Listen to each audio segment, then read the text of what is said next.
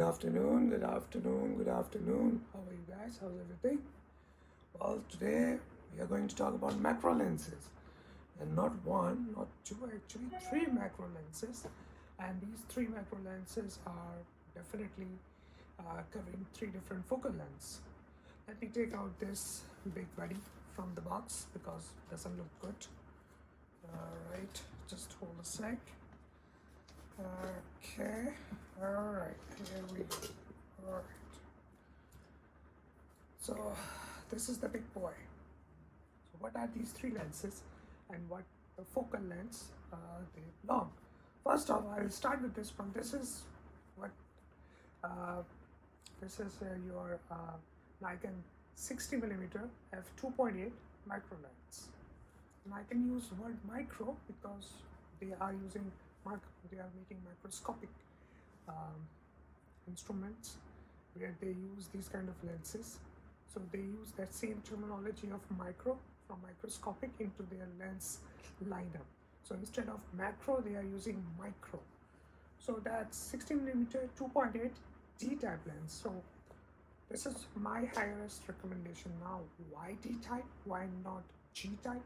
Well, most of the Nikon D-type lenses, they are magnificent when it comes to image rendition, micro contrast, sharpness. Yeah, that D-type is much better lens in overall image rendition when it comes to its counterpart, which is G-type lens.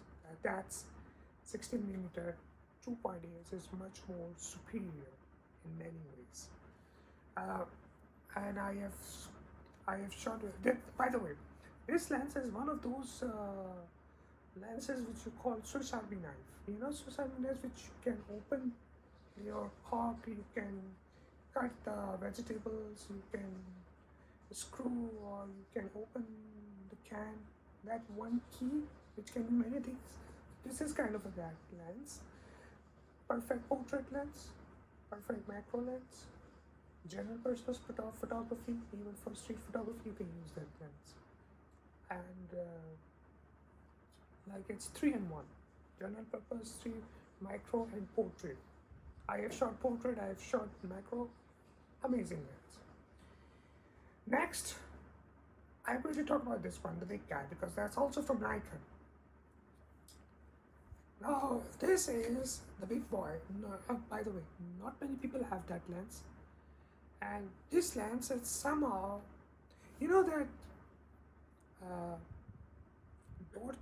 Dodge Challenger, that muscle car, American muscle car. You can take a look at that car. You can tell by just looking at the car that this car is going to beat the crap when it comes to street racing and stuff, because that's how they built it. I consider this 200mm f4 D-type lens. It is like that. It's not the fastest when it comes to autofocus.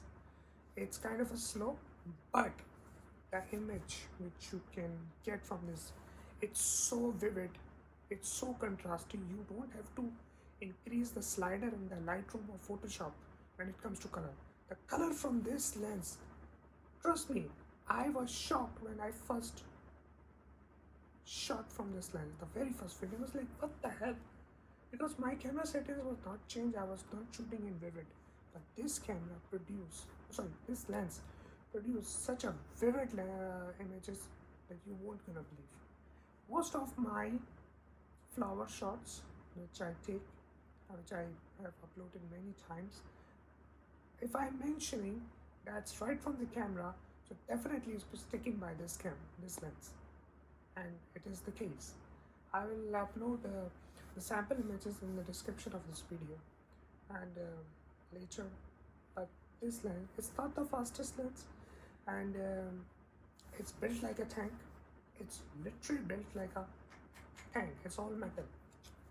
Comes with this tripod collar, like you can use it. Another advantage of using this 200 f4 is that you can shoot from a little distance and still get that reach. And longer the focal length is, shallower the depth of field.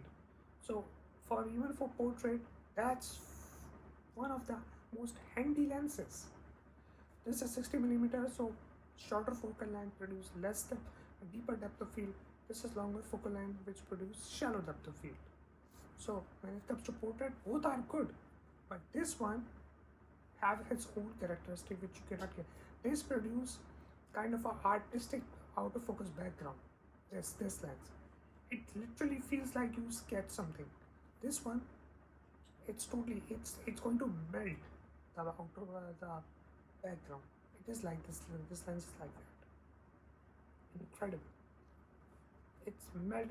It makes you feel like somebody has painted,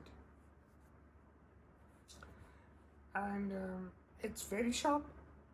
Use that lens, and I highly recommend this lens if you want to shoot macro with the distance.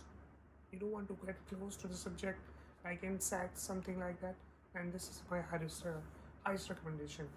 This one, that's multi-purpose, 3-in-1, literally 3-in-1.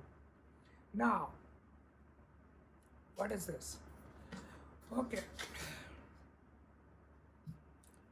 this is, of course, it looks like it's not Nikon. It is not Nikon. It's Fujifilm 80mm 2.8 macro lens with optical image stabilization.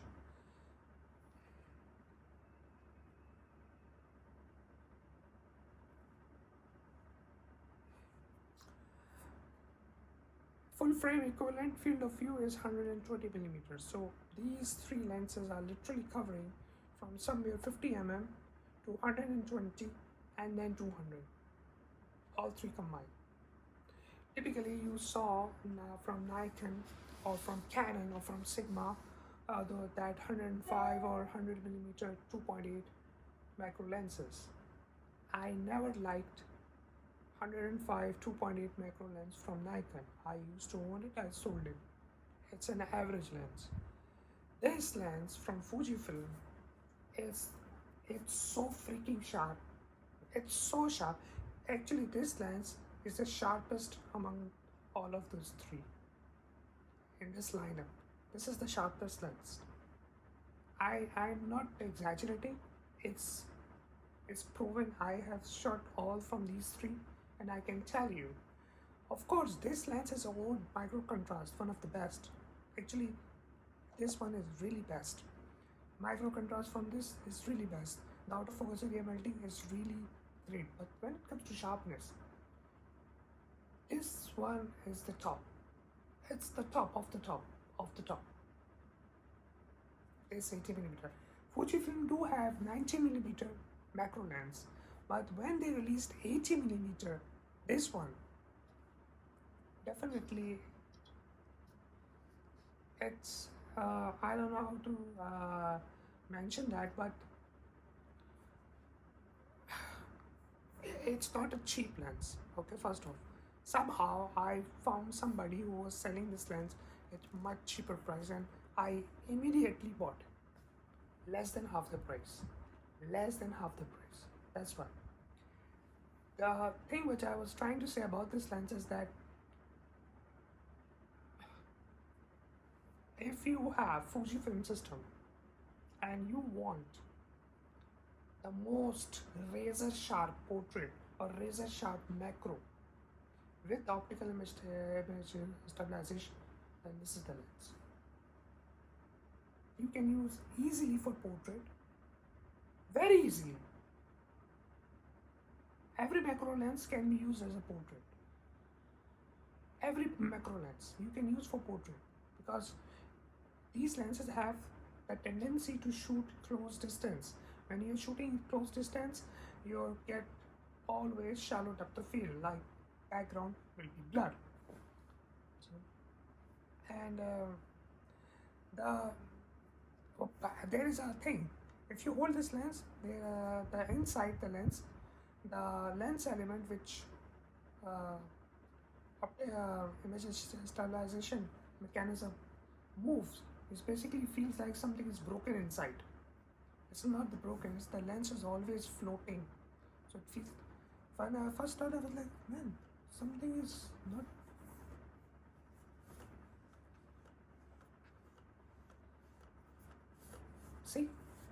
not broken. The lens itself like that. It's from 2.8 to 22. It has 3 different focal uh, limits, from 0 to infinity, then full, and then from 0.5 meter to 0.25 meters. So you can choose 3 different settings and you can limit your focus on that. This lens is crazy sharp, crazy sharp. Comes with this lens hood. All these 3 comes with lens hood. I don't have lens hood for that, but my personal favorite, these all 3 are my personal favorite, because if you ask me which one is the best macro lens among all these 3, I'm going to tell you all of them are the best, because each of them have their own characteristic, their own profile of image quality. If you are going to fond of this lens, you probably never going to find that color rendition or that micro contrast among these 2. If you somehow able to find yourself very much liking the out of focus melting, the background melting, or the high rich vivid colors, then you are going to love this lens, which you won't able to find in this and in this. But if you are in love with sharpness, nothing but just sharpness, then you will love with this one, 80mm 2.8. You will not going to like 60 2.8 or 200 f4 D type. These 2 are D type. So all of these 3 are having their own characteristics. I suggest you, whenever you want to buy any macro lens, go and look at the flicker profile, the images, sample images from these 3. By the way, some of you may say, oh, what about Tokina 100mm? Everybody says Tokina is the best. Yeah, Tokina is the best. Unfortunately, I don't have it. I never felt like needing Tokina, because I personally believe, try to shoot from distance. That's why I have this lens, because I saw the sample images, sharp, full, rich color, highly contrast, and literally sharp images. And I was shooting with this lens. So this is my first macro lens. From that I jumped to this, because I need to shoot from distance. And when this comes, I had no plan to buy that. It was a fortunate call that somehow I saw on one of the Gears website. Somebody was selling that less than half the price.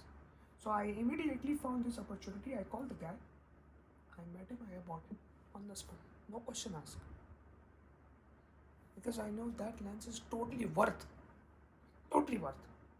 This is also, I found, very cheap. It's not this lens is not cheap. It is expensive lens. Somehow I found somebody selling in this mint condition at very low price, and I immediately, because see, this is the thing, you have to open your eyes and watch all the time.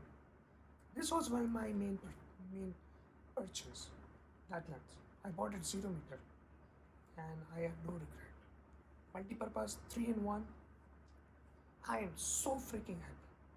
Of course, I cannot use autofocus on Nikon Z series. I cannot. But on Z series, if you are shooting macro and you are shooting macro with Nikon Z system, you don't need autofocus.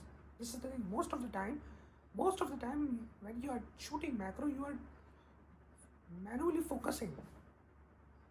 So that's where this thing is still handy on Z series. Focus peaking works like a charm. Nikon focus peaking is much better than Fuji. Period. I used to thought that Fujifilm, their X-point system focus peaking is better. No. Nikon Z system focus peaking is far more better than Fuji. Sony is good, but it's really nailing from Nikon. It's really nailing at the spot. So anyways, I thought to share with you my opinion and my view about these 3 macro lenses. covering 3 different focal lengths. 60mm, that's Nikon 60mm 2.8 D type. This is Fujifilm 80mm 2.8 with optical image stabilization. This is Nikon 200mm f4 D type.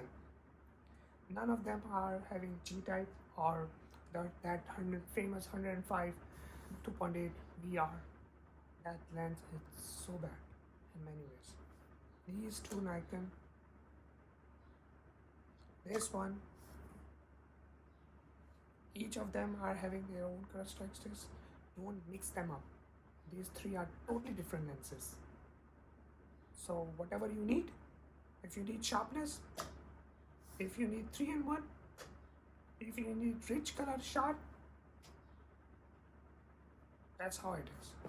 Do look the sample images on Flickr, so you will get to know about these lenses. Thank you very much, and I'll see you soon in the next video.